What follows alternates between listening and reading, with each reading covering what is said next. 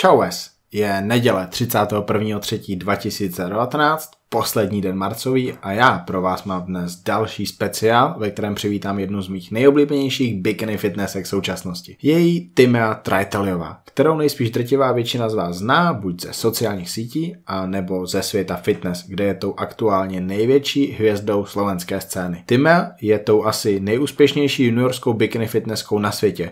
A mezi ženami má na svém kontě také výsledky, se kterými se může málo kdo pochlubit, anebo se jim vyrovnat. S odchodem Sabiny Plevákové do profi je tou nejpopulárnější bikinou v České republice a na Slovensku.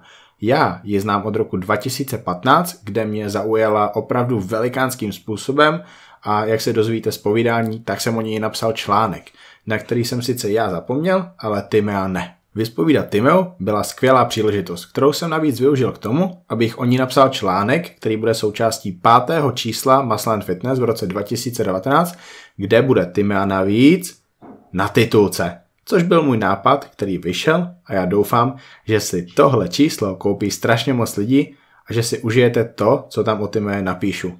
Vnímám ji totiž jako takovou princeznu bikini fitness, která sportovní modeling posunula a posouvá na úplně jiný level. A co tímhle přesně myslím, co dozvíte v dalších měsících. Timea totiž otevírá dveře nejenom sobě, ale také všem dalším někam, kde lidé z tohoto odvětví ještě nebyli. Honza Cavalier podcast se k vám dostává přes různé platformy a vy můžete poslouchat jak na počítači, tak i přes mobilní aplikace. YouTube, SoundCloud, Spotify, iTunes, Apple Podcasts nebo Podcast Addict. Je to jednoduchý. Stáhni si aplikaci na mobilu, najdi můj podcast, vyber epizodu, kterou chceš poslouchat, nejlíp všechny, stáhni si je do mobilu a poslouchej kdykoliv a kdekoliv. Při cestě autem z Bratislavy do Košic, pouštění draků, házení ponorek na záchodě nebo v gymu na kardiu. Dovol podcastům, ať vyplní dlouhou, normálně nudnou chvíli. Díky za podporu patří Foodu Bratislava a Fitness Houseu. Foodu Bratislava je veganské bistro, kde se nají perfektně i masožravci. Foodu najdete v Bratislavě na Kamenném náměstí nebo na Miletičové ulici a bože, já tam zase týden nebudu, protože jedeme na FIBO, ale strašně se těším zpátky do Bratislavy, taky hlavně kvůli Foodu. Rozhodně ne zpátky do Bětíku, kde bude bordel, zdravíme Kupka, ale s Maťou se o to postaráme. A Fitness House. Fitness House je prodejce nejlepšího oblečení ve světě fitness a kulturistiky. Znáte ty dvě značky, znáte je, protože oni sponzorují ty nejlepší kulturisty na světě. Jsou to Gasp a Better Bodies a Fitness House je prodává v Česku a na Slovensku. www.fitnesshouse.sk nebo CZ. Můžete použít můj kód podcast a dostanete slevu 10%. Nakupujte u nich, protože oni podporují mě. Podpořte díky tomu a já budu strašně moc rád. OK, úvod máme za sebou a moje povídání s Timeou začíná právě teď. Ahojte, dnešní host, toho byste určitě neuhádli. Sedí přede mnou jedna z nejkrásnějších holek, kterou mají na Slovensku, ale teď už ji ulovili do České republiky, respektive ulovili jeden super kluk, který se jí drží a ona se drží jeho. Je to Timea Trajteliová. Ahoj a ďakujem za krásne intro. To je ešte krajšie snad než o tvojej drahej.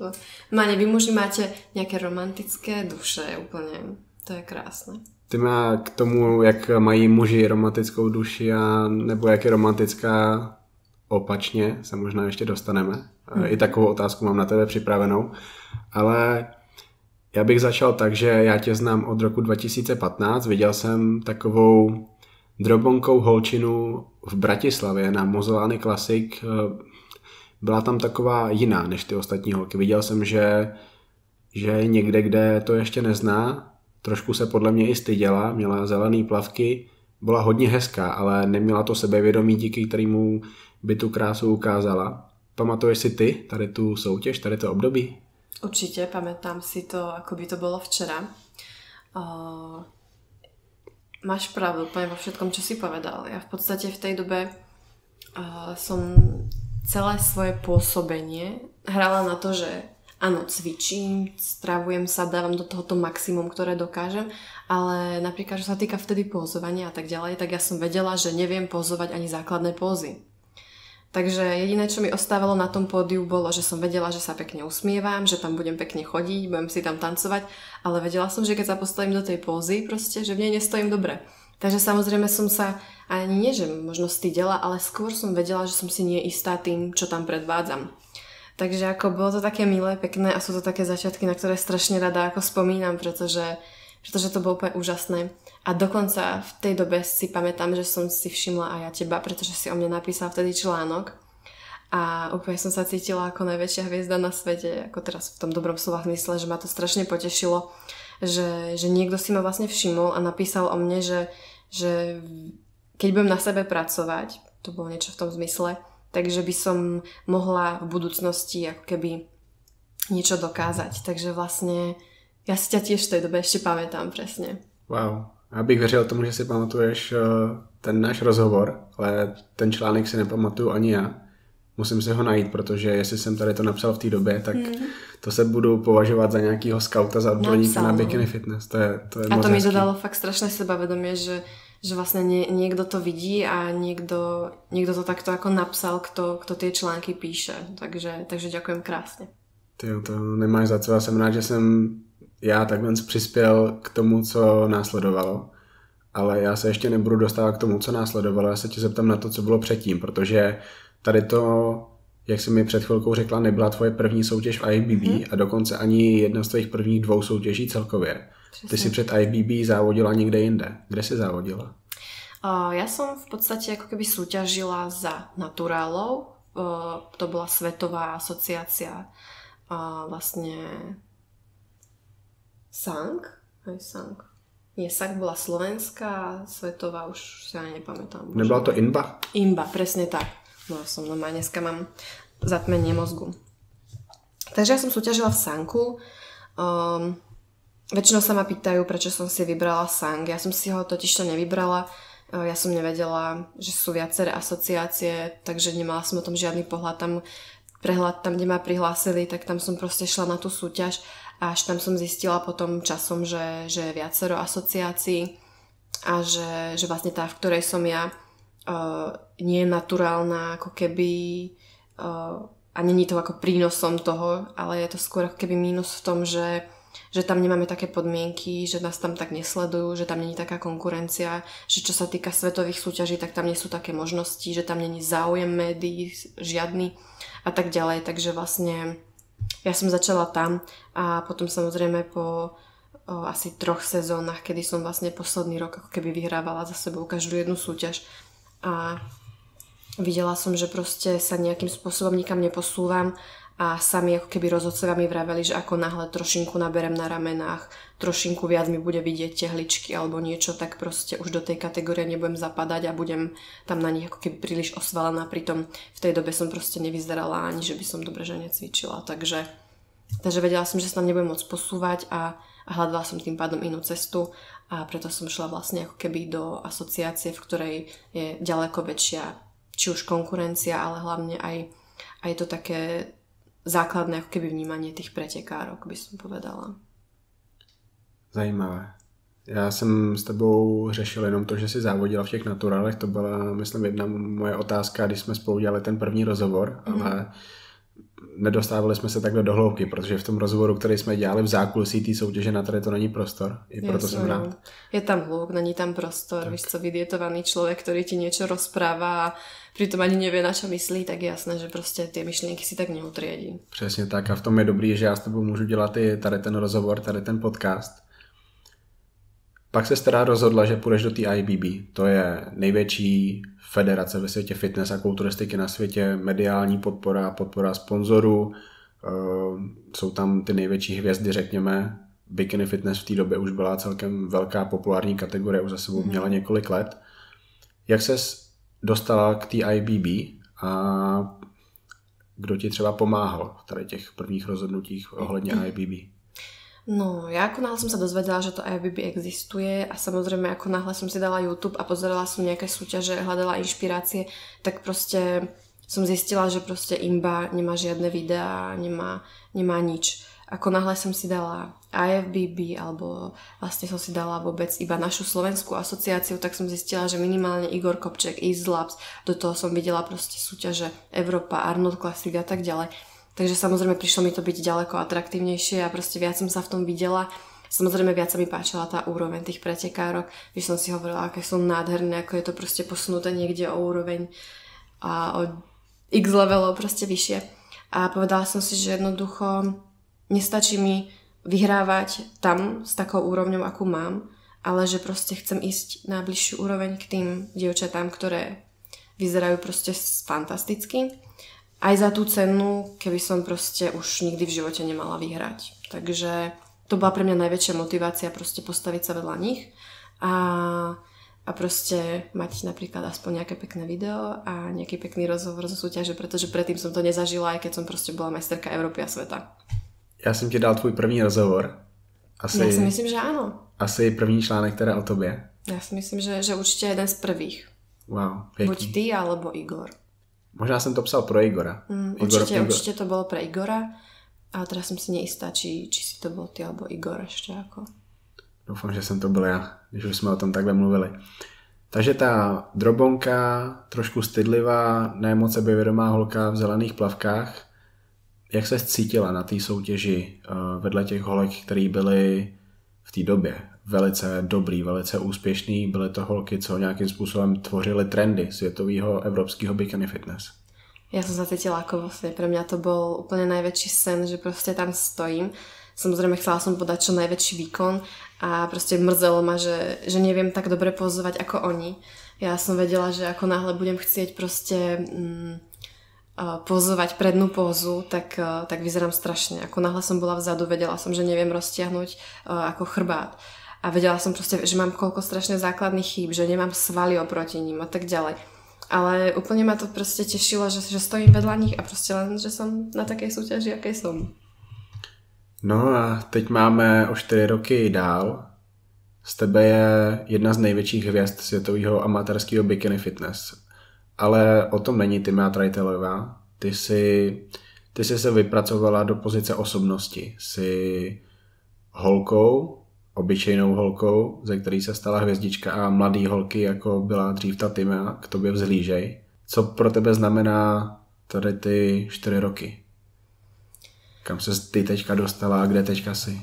Tie 4 roky pre mňa znamenajú strašne veľa. Boli to 4 roky, kedy si môžem povedať, že som naozaj pracovala naplno sa rozvíjala a snažila sa proste niekam posunúť, pretože som strašne chcela niečo v živote dosiahnuť. Vždy som mala vidinu toho, že to, čo robím, musím robiť naplno a chcem v tom byť najlepšie, aká len môžem. To neznamená, že musím mať najlepšie výsledky, ale proste chcem v tom byť najlepšia v tom svojom vnímaní. A vlastne takto som k tomu nejak tak pristupovala a proste chcela som byť lepšou osobnosťou, lepšou proste pretekárkou, lepšou osobou ako v reálnom živote a tak ďalej. Takže proste bolo to len také, byť lepšou verziou seba samej, dosiahnuť nejaké tie svoje osobné ciele, splniť si sny. Nepochádzam ani z bohatej rodiny, nikto mi nič nedal. Pracovala som od 14 kadi ako brigády, proste na všetko som si zarábala sama. Nevravím, že by ma rodičia nepodporili, ale spravili to strašne šikovne s tým, že nikdy mi nedávali žiadne vreckové, nikdy som nedostávala peniaze proste len tak. Mamina mi vždy vravela, že peniaze kazia charakter a proste nezarábajú sa samé. Takže ja som v 14 začala strašne premotivovane pracovať a popri škole som pracovala a vlastne zarábala som si či už na to, aby som mohla to fitness vôbec začať robiť. Do toho som vlastne pracovala, aby som vôbec fungovala a študovala. Takže pre mňa to bola strašne obrovská škola života, že túto celú cestu som ušla veľkým spôsobom sama a až tak som vlastne ako keby zistila, že čo je v živote naozaj skutočne dôležité. Timeo, ty si tady tou skvělou odpovědí perfektně navázala na to, o čem já se s tebou chci bavit dál. Já tě vnímám jako holku, která se za ty 4 roky nezměnila jako člověk. Vyvinula ses, ale nezměnila ses. Je to tvoje přičinění, nebo je to díky tomu, jakým způsobem se o tebe starali, jakým způsobem tě vychovali tvoji rodiče?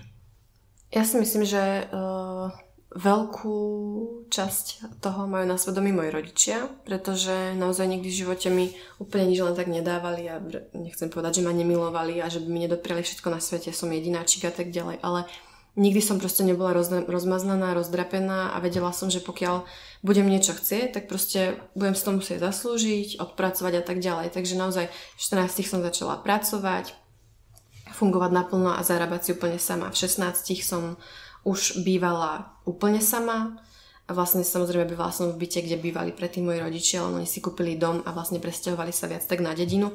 A tým, že som bola v škole a mala som rozbehnutý doma biznis, robila som gelové nechty a myhalnice, tak proste pre mňa nepripadalo do úvahy ako keby sťahovať sa s nimi, takže som ostala v tom pôvodnom byte. Ale naozaj som sa ako keby tak už potom v tej puberte dovychovala sama a vedela som, že ako náhle proste, ja neviem, budem ponocovať, tak na druhý deň budem unavená a nebudem vládať pracovať a nebude sa mi chcieť ísť do školy. Hej, ako náhle si spravím bordel, tak ho na mňa nikto neuprace. Hej, ako náhle proste niečo nebudem mať, tak nezavolám mamine, že proste nezvládam to a niečo potrebujem. Proste vždy som všetko chcela zvládať sama tak, aby som od tých 16 nebola naozaj nikdy v živote na nikom závislá a vlastne celý čas som na tom pracovala až do dnes. Už si v nějakých rozhovorech zmiňovala, že si od 16 let žila sama? To asi nie. Já jsem to o tobě vůbec nevěděl. To asi nie. Jak těžký období tady to bylo, kdy jsi měla to, co jsi sama odpracovala, kdy jsi měla to, za čím jsi šla ty? Pre mňa to nebolo ťažké obdobie, pretože vlastne už v tej dobe som ako keby robila tie nechty, myhalnice, takže som zarábala minimálne tak ako každý dospelák, ak nie ešte lepšie, takže na tú dobu som naozaj ako keby generovala peniaze a bola som úplne samostatná. Takže potom alebo z tohto hľadiska to pre mňa vôbec nebolo ťažké. Ja som celkovo taký typ človeka, že som ako viac samotár, nechcem tým povedať, že ako úplne, ale trávim rada čas s ľuďmi, s ktorými si rozumiem, pokiaľ ako keby tých ľudí najbližších okolo seba nemám, tak mi nevadí byť sama. Takže to, že som žila sama, mi vôbec nevadilo, aj tak som vlastne veľakrát môj deň vyzeral tak, že napríklad ráno som ešte od 6:30 do 7:45 robila prvé nechty, potom som sa zbalila, šla do školy, prišla som do školy a pracovala som väčšinou až do večera. Večer som proste bola rada, že som si vyložila nohy, že som si spravila večeru a to bolo všetko. Takže vlastne takto som nejak tak fungovala a vďaka Bohu za to, pretože ma naozaj ako keby obehli tie také etapy života, kedy človek, dajme tomu, niekoľko rokov len chodí na party, kedy proste robí nejaké prúsery a tak ďalej.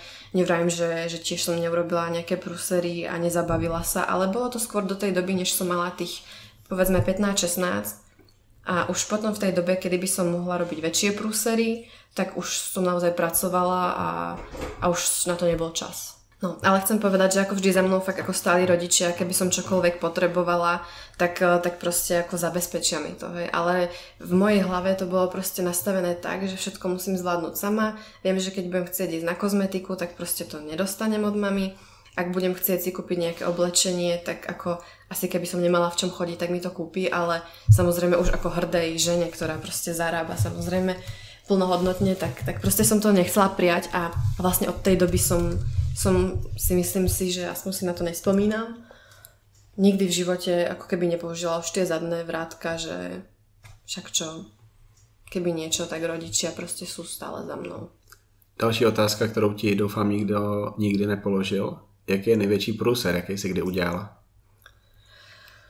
No, tak ja som, prosím pekne, ako keby, keď som mala 5 rokov, tak tým, že môj ujo hrá v kapele, je to reštaurátor hudobných nástrojov a celoživotne proste ako fakt hudobník, tak nejakým spôsobom zistili, že mám talent na hudbu a on hral v tej dobe ako keby v kapele, hral na piane. To samozrejme tým, že cestovali, tak dotrepal také klávesy ku mne domov a ja ako 5-ročná som si začala hrať. Ten samozrejme prišiel na to, že mám sluch, že mám talent. Povedal to mojej mame, moja mama nadšená, pretože celý život sa jej to páčilo a nikdy na to nemala príležitosť, pretože oni boli zase zo 4 detí a ona sa musela o tie deti starať a nemala moc ako času pre seba a tak ďalej. Takže proste ako keby tam nastala sa tá vec, že ten rodič sa videl v tom dieťati. Teraz samozrejme ja som mala 5-6 rokov, mňa sa spýtali, či by som chcela hrať na klavír. Samozrejme, že by som chcela hrať na klavír, pretože som chcela mať doma klavír. Takže najprv ma to ako bavilo, začala som si hrať tak sama doma, tu boli z toho nadšení. Potom ma prihlásili do hudobnej školy, tam ma dali tuším už do 2. alebo do 3. ročníka rovno, pretože vlastne som bola trošinku staršia, som až nejakých 8-9 tam začala chodiť a celkom som ako vedela noty a tak ďalej, takže ma posunuli ďalej. Tak som ako začala chodiť tam. No a samozrejme čím som šla viac do puberty, tak som zisťovala, že proste ten klavír ma baví, ale baví ma iba vtedy, keď si hrám to, čo mňa baví a sama pre seba. Nebavilo ma hrať stupnice, učiť sa akordy a hrať veci, ktoré ani pekne neznejú. Ale proste samozrejme v tých učebných osnovách to je a je to základ toho, aby sa ten človek niekam posunul. Takže som tam nejakým spôsobom potom prestávala chodiť. No a to boli prúsery, pretože samozrejme ja som mala chodiť na klavír som nechodila. Takže to boli jedny prúsery, potom samozrejme prúsery v škole, pretože tým, že som začala ako keby v 14 pracovať, tak som nemala až toľko času na učenie, takže veľakrát sa mi stalo, že napríklad som pracovala a presne takto, ako som hovorila, som začala o 6 ráno, potom som šla do školy, a potom som prišla zo školy a pracovala som veľakrát aj do 10 do večera a proste človek vyflusnutý. Mala som toho dosť, tak na druhý deň miesto toho, aby som šla do školy, tak som si radšej upratala byt a pospala. Hej. Takže tak, to boli asi také tie najväčšie prúsery, čo som kedy v živote asi robila. No. Ty jsi bydlela na střední škole sama. Áno. To je pro kluky úplný sen, když holka bydlí sama. Co kluci na střední škole? Co kluci a ty mé? No, ja som ako keby na strednej škole bola vo vzťahu, takže ja si myslím, že ako som to ani nejak neriešila. Keď som mala vlastne tých 16, tak som mala prvý ako vzťah, som bola rok a pol s chalanom a vlastne pre mňa to ako keby nič neznamenalo, nemyslím ten vzťah, ale to, že proste bývam sama, pretože vlastne ako ja som tých povinností mala strašne veľa, takže som fungovala asi ako každý normálny človek, ako nikdy som doma nerobila úplne nejakú party alebo niečo, pretože som fakt vedela, že jednak by z toho bol zbytočne prúser a so susedmi som mala dobré vzťahy, takže nikomu som nechcela robiť ako nervy tým, že tam niekto huláka. A druhá vec je to, že proste vždy som bola príliš opatrná na svoje veci a nechcela som, aby sa u mňa diali nejaké proste večierky, takže ako nikdy som nič takéto ako nevyviedla. Aj keď som tu možno samozrejme mala každý deň.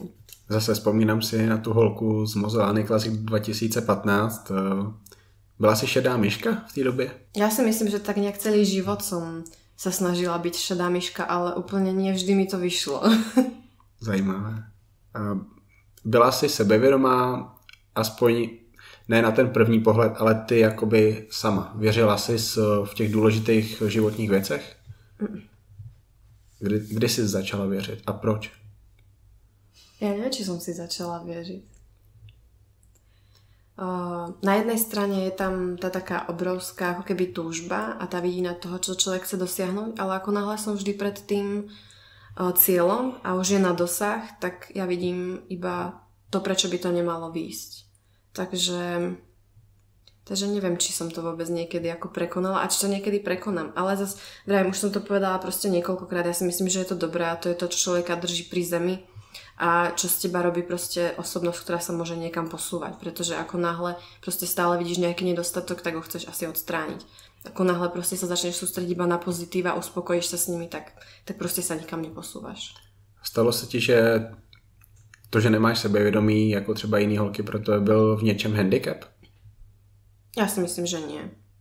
Akurát som možno, dúfam, veľakrát nepôsobila až tak príliš na myšlenie, alebo proste dúfam, že som pôsobila ako viac pozitívnejšie na tých ľudí, než potom tí ľudia, ktorí si o sebe myslia viac a pritom možno ani nemusia. Ale myslím si, že to není nejaký handicap. Zase vzpomínám na nějaký náš rozhovor, to je ten loňský rozhovor na mistrovství Slovenska v Nitře. Tam byla Tyma Trajtelová už hvězdička amatérského bikini fitness a měla velký plány pro rok 2018. Kolik soutěží si měla v plánu? Mala som v pláne v podstate absolvovať, dajme tomu, nejakých 20 medzinárodných súťaží. Keď som si to vlastne pozerala sama doma na začiatku roka, tak som zistila, že je tam nejakých 23-25 asi plánovaných, takých, ktoré sa neprekrývajú ako zároveň. A v rámci toho som ich chcela absolvovať čo najviac. Samozrejme od začiatku roka som chcela začať na väčšine a potom ku koncu roka v podstate spomalovať, ako by som si to mohla dovoliť.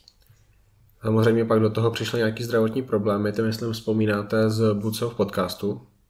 Strašne okrajovo. Ale kdo o tom neví, tak určitě může jít k tobě na Instagram, tam všechno najde. Ja si myslím, že ani nie, pretože vlastne ako som začala riešiť tie problémy, tak trošku som si spravila voľno od toho Instagramu, pretože to bolo takéto moje vnímanie, že v tej dobe som ani necvičila a tak ďalej, tak som si povedala, že si zase ako spravím takú nejakú osobnú pauzu.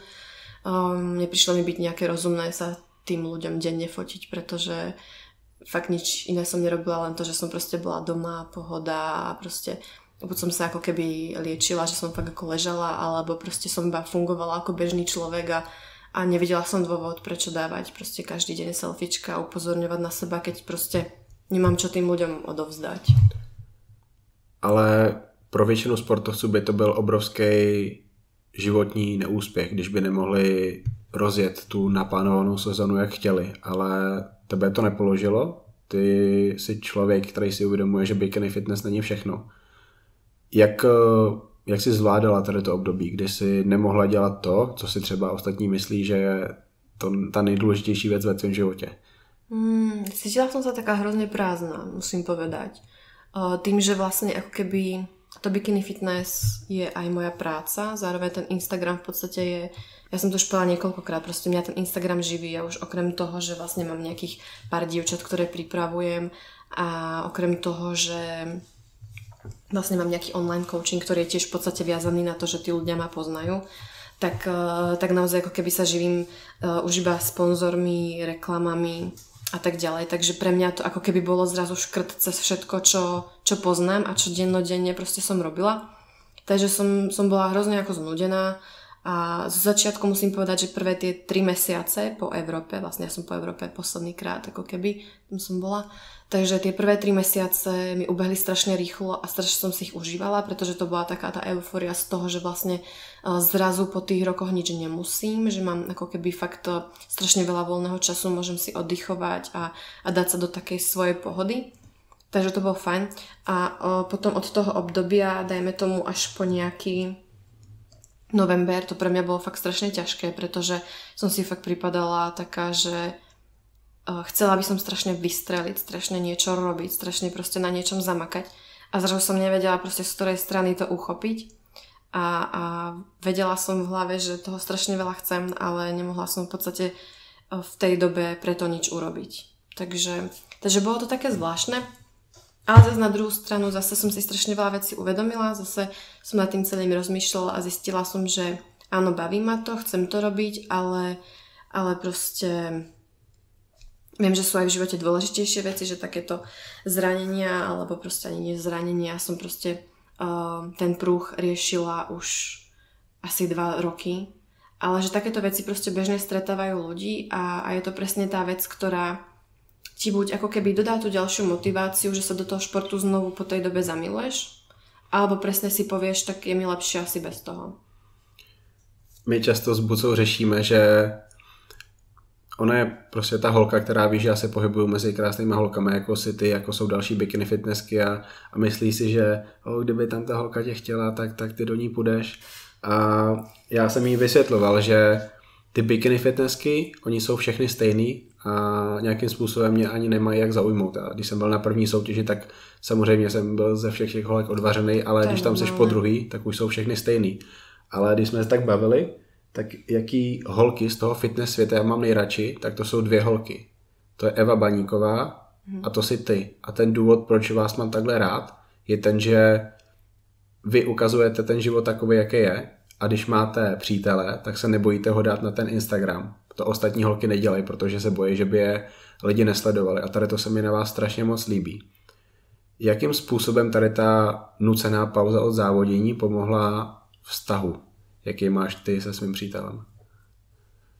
Tím, že jste spolu třeba byli víc, protože se nemusela trávit ty hodiny kardia, nemusela si chodit do gymu tolik často. Takto, my spolu ten čas v podstate trávime veľakrát aj v príprave tým, že sa proste prispôsobí tomu môjmu režimu a ide na ten tréning. Keď má proste čas a vie si to v práci zariadiť, tak veľakrát so mnou išiel aj ráno, aj večer. Ja teda ako keby často netrénujem dvojfázovo, pretože ako nejaké to kardio si dávam, ale väčšinou v nejakej rozumnej dĺžke proste tých 20-30 minút, väčšinou to mám po tréningu, občas mám proste chuť ráno si dať s tým, že večer si dám už iba tréning a keď niekedy nestíham, tak mám iba silový tréning a nerútim sa z toho. Takže zase úplne také hodiny v tej posilke netrávim a neviem, ako to pomohlo nášmu vzťahu, ja si nemyslím, že asi úplne moc, pretože ja som sa ako keby necítila dobre a myslím si, že aj Peter vedel, že mi strašne niečo chýba a bola som fakt taká, že zrazu proste nevedela som sa, z ktorej strany sa na čo zamerať a tak, takže ako ja si myslím, že nie, že to nepomohlo nášmu vzťahu, alebo že by ho to nejako zhoršilo, ale proste pre nás to neznamenalo nič. Znamenalo to pre nás akurát to, že proste nikam necestujeme a je to proste pre nás taká pohoda. To jsi vlastně oddychla třeba i od všeho. Ja si myslím, že strašne som si oddychla a ja som to už asi zmienila párkrát, ale ja som v podstate posledný pol roka trpela fakt ako takým vyhorením. Z toho, že proste som bola už strašne ako keby demotivovaná z toho, že jednoducho prídem domov po súťaži, vybalím si kufor, operiem bikiny, proste všetko vyčistím a za 4 dní to musím robiť znova a letím zase niekam. Zase prídem, mám 3-4 dní na to, aby som od rána do večera proste vybavila baby, ktoré sa takisto chystajú na súťaže alebo súťažia práve v tom víkende, kedy aj ja.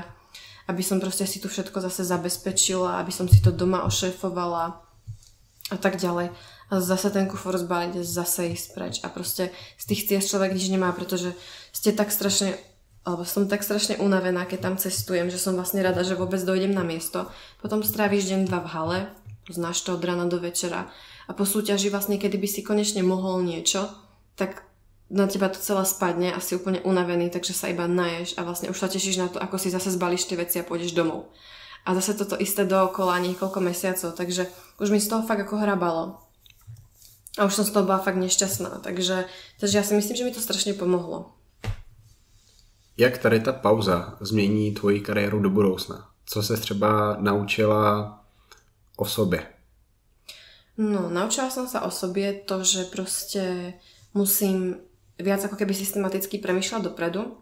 Nemyslím tým, že som nepremýšľala, ale mala som fakt veľké plány a strašne veľa práce. Takže vlastne popri tom, čo som všetko ako keby robila a tú prípravu a tú nálož súťaží, čo som začala ako robiť, tak som to zbytočne prepalovala. Takže naučila som sa, že menej niekedy viac. Mám plán presne, ako to urobím do budúcna, ak by som vlastne toto isté chcela absolvovať. Mimochodom, asi sa na to rok 2020 trošku zase vrátim. Že by som skúsala ten ranking a skúsala by som zase čo najviac tých súťaží a vytvoriť proste obrovský príbeh o tom, ako to vyzerá proste, keď vlastne toto človek absolvuje. Chcela by som zabezpečiť si niekoho, kto by kameroval a chodil na tie vlastne cesty s nami. Ukazoval by či už moje tréningy, môj bežný život, cesty, súťaže, zákulisie, destinácie a všetko proste, čo to obnáša, ako to vyzerá. Pretože si myslím, že nikto nikdy takéto niečo nespravil a bolo by to aj pre tých ľudí zaujímavé. A presne som si premyslela, ako by to asi malo vyzerať. Viem možno, kde nastali chyby, ako by som to mohla zlepšiť a proste celkovo som si to, myslím si, že premyslela dosť. Jak jsem zmiňoval na začátku, ty ses nezměnila, ty jsi se jenom vyvinula. Pořád si ta stejná Timea, ale nějakým způsobem i tím, kde teďka v životě seš, už nemůžeš být úplně ta šedá, nesebevědomá myška, aspoň na veřejnosti. Jsi strašně vidět, máš 200 000 fanoušků na Instagramu. Jakým způsobem teďka přistupuješ k těm sociálním sítím, když tě živí? Vnímáš nějakou zodpovědnost v tom, co ty dáváš ven, co ukazuješ hlavně mladým holkám, který třeba jednou chtějí být jako ty?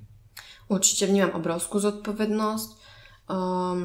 Myslím si, že každú fotku, ktorú proste vonku vypustím, tak sa snažím, aby mala fakt jednak kvalitu, úroveň, proste aby bola vždy zameraná na to, na čo potrebujem. A jednoducho strašne nad tým premýšľam, aký obsah tam dávam. Je jasné, že proste tam väčšinou človek dáva iba fotky, ktoré tých sledovateľov nenaučia proste, ako sa majú stravovať, ako majú trénovať a tak ďalej. Ale samozrejme mám v hlave strašne veľa nápadov, ktoré by som chcela robiť, ale proste pri tých súťažiach sa to nedá. Hej. Keď človek otrénuje fakt silový tréning a proste maká od rána do večera, tak nemá čas na to, aby tréning nejaký natáčal. Hej. Nemá čas na to, aby natáčal nejaké tréningové typy, pretože už sám to poznáš, 3-4 dní pred súťažou, dajme tomu, nemôžeš cvičiť nohy. Takže zase môžeš natáčať niekedy 2-3 dní z týždňa, do toho vlastne prvý deň ako keby priletíš, vybalíš sa a tak ďalej. Takže veľa vecí, ktoré by som chcela robiť, nemôžem, alebo teda nemám na to dostatok priestoru. Ale vrajím, chcela by som si to vytvoriť, chcela by som to celé nejak inak premyslieť. Aj ten koncept svojho Instagramu by som strašne rada zmenila, aby proste viac ukazoval tú edukatívnu časť tých tréningov, typov a tak ďalej. A aby viac sme aj my dvaja keby s Drahým zapracovali na tom, aby sme nerobili iba kvalitné fotky a nejaké videá, ale aby sme keby viac natáčali ten backstage proste môjho života. Já jsem tak nějak počítal, jak dlouho trvá průměrný bikini fitness život dobrý bikini fitnessky. Dostal jsem se k tomu, že to je Krátko. 3 až 5 let. Sabina Pleváková je taková výjimka, která pokračuje. Olivia Čambelová je další výjimka. Jak dlouho ty vidíš sama sebe v tom závodění? Protože závodíš od roku 2014. 13. Teďka to teda už bude 13, 14, 15, 16, 17, 18, 7 rok. Mm-hmm. Zmiňuješ i rok 2020 a pořád ještě jako amatérka. Jak dlouho se vidíš ještě v tady tom sportu? Aktivně, jako závodník? Ťažko povedať, pretože tým, že už žijem pár rokov taký ten rodinný život, tak samozrejme je tam aj tá otázka tej rodiny a všetkého, ale stále to berieme tak nejak zodpovedne, že samozrejme keby sa nám podarí, že by sme vlastne to dieťatko nejakým spôsobom mali, tak určite sa strašne z toho teším a boli by sme asi obaja proste nadšení a pripravili sa na ten rodinný život. A ja to dlhodobo proste o sebe tvrdím, že si nemyslím, že by som sa niekedy v živote po tehotenstve vrátila do súťaží, pretože neviem robiť veci na pár percent a na druhej strane si predstaviť, že by som cestovala niekde po svete a moje dieťa by bolo každú chvíľu hodené u niekoho iného. Takže to sa mi veľmi ako keby ani nepáči a ten spôsob ako keby života nechcem viesť. A na druhej strane, keď sa takto zamyslím nad tým, tak samozrejme už mi dlhšie týkajú biologické hodiny a samozrejme, keď vidím dieťa, tak plačem a najradšej by som si brucho spravila, aspoň aby som ho mala. Takže je to také vtipné, ale zmiňujem rok 2020, ono je to aj z toho hľadiska, že s Drahým strašne premýšľame nad tým, aby už keď sa do toho dáme a pôjdeme vlastne do tej rodiny, aby sme už mali vlastne svoj komfort, svoj kľud a tak ďalej, k tomu proste vedú nejaké veci. S tým, že momentálne sme už začali riešiť nejaké bývanie a tak ďalej. Chceli by sme si proste splniť sen a mať vlastný krásny vysnívaný dom. A vlastne až po tomto kroku by sme radi mali nejakú tú rodinu. Takže kým vlastne sa uskutočnia tieto veci, tak to chvíľočku trvá a zatiaľ by som to chcela ako keby efektívne ešte využiť na to, aby som jednak pomohla trošku tomu nášmu rozpočtu a tej rodinke, aby sme potom mohli byť viac v kľude a užívať si proste to, že máme mimčo například. Já tady to nahrávání využívám jako 2 v 1, to znamená, budu to mít jako podcast, ale taky to využívám k napsání článku pro Muscle & Fitness. Mm-hmm. Tady ta další otázka mi nepomůže do toho článku, ale hodně mě to zajímá. Já jsem viděl ty tvoje videa, to tvoje nadšení, ty tvoje fotky z toho babetka, který bylo u vás doma. Takhle šťastnou jsem tě ještě nikdy neviděl. Asi ne, tam bylo to fakt nádherný sledovat to, ještě jak tam k tomu píšeš fakt krásné věci. Jak si to užila ty?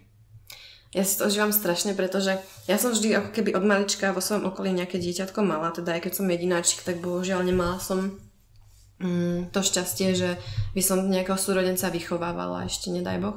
Ale proste vždy som mala okolo seba či už nejakých susedov, alebo tým, že som začala ako keby mladá pracovať, tak samozrejme ku mňa aj na tej nechty myhalnice chodili proste ženy staršie a často sme sa kamarátili, takže vždy som mala kamarátky, dajme tomu okolo tej 30-ky až 40-ky, aj keď som mala iba 16, 17 a tak. A väčšinou to boli už aj ženy, ktoré mali tie deti. Takže ja som vždy prichádzala do kontaktu s deťmi a vždy som ich milovala. No a teraz to vnímam zase tak úplne inak, pretože ako som vlastne tu v Prahe, tak som zase do kontaktu s deťmi dlhšie neprichádzala. Takže to bolo strašne príjemné sledovať celý ten priebeh toho, že vlastne Peťová sestra mala svadbu, tu sme si užili, bolo to pekné. Potom, že teda sa im podarilo, že už konečne otehotnela, to tehotenstvo, že porodila, sme to tak nejak prežívali všetci. A že vlastne teraz máme toho malého Adamka, takže máme takú radosť a tešíme sa proste z toho, je to také milé. Nádherný. Zmiňovala si to, že by si byla moc ráda, kdyby si měla někoho, kdo by s tebou jezdil na soutěže, natáčel tě.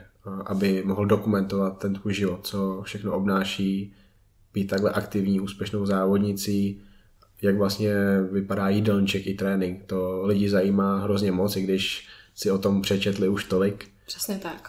Je tady to něco, co třeba vidíš, že by si mohla dělat dál i po ukončení aktivní sportovní kariéry, tady ta edukativní činnost? Určite, už momentálne keby pracujeme na viacerých projektoch a mám rozriešených strašne veľa vecí, pretože celú tú dobu, ako som vlastne nemohla aktívne pracovať na sebe, tak som chcela pracovať na niečom, na čom by som mohla pracovať jednak, aj keď nebudem aktívne súťažiť, aj keď proste budem mať, dajme tomu, rodinu a tak ďalej. Takže strašne na to myslím a ja si myslím, že o chvíľočku vyjdem vonku s nejakou riadnou peckou a bude to veľmi zaujímavé a presne chcela by som robiť tento štýl vecí, že jednoducho točiť tréningové videá, dávať tipy, proste ovládnuť ten online svet v rámci toho správneho cvičenia, nejakého stravovania aj pre ľudí, ktorí proste nemôžu alebo ma nemajú v okolí a tak ďalej. Takže ako určite na to myslím a strašne by som to chcela robiť a robím všetko preto, aby čo najskôr sme na tom začali pracovať. Bereš to vyloženě dlouhodobě, že by to byl tvůj projekt? Bylo by to z tvojí produkce, anebo by to třeba bylo ve spolupráci s nějakou firmou, s nějakou značkou ověřenou? No, vlastne momentálne, to už asi môžem povedať, sme v jednaní s jednou firmou, ktorá vlastne ako keby vytvára online portál, ktorý bude edukatívny a ktorý by sa časom mohol presunúť aj do televízie. Takže ak to všetko vyjde, tak začnem spolupracovať s nimi a na základe toho, že oni mi pomôžu z tej technickej stránky, tak môžeme vytvoriť fakt krásny celok, ktorý bude proste, myslím si, že československy zaujímavý. Poslední otázka. Jak by se ta holka, kterou já jsem poznal v tom roce 2015, koukala na tu holku, která teďka sedí přede mnou o ty 4 roky později? Jak šťastná by byla za to, kam ses dostala? Jak šťastná by byla za to, že ta cesta byla férová cesta, čestná cesta, kdy si nemusela mít... Ani se k tomuhle negativnímu nebudu dostat. Prostě, že to byla tak krásná, poctivá cesta, kterou za sebou teďka máš.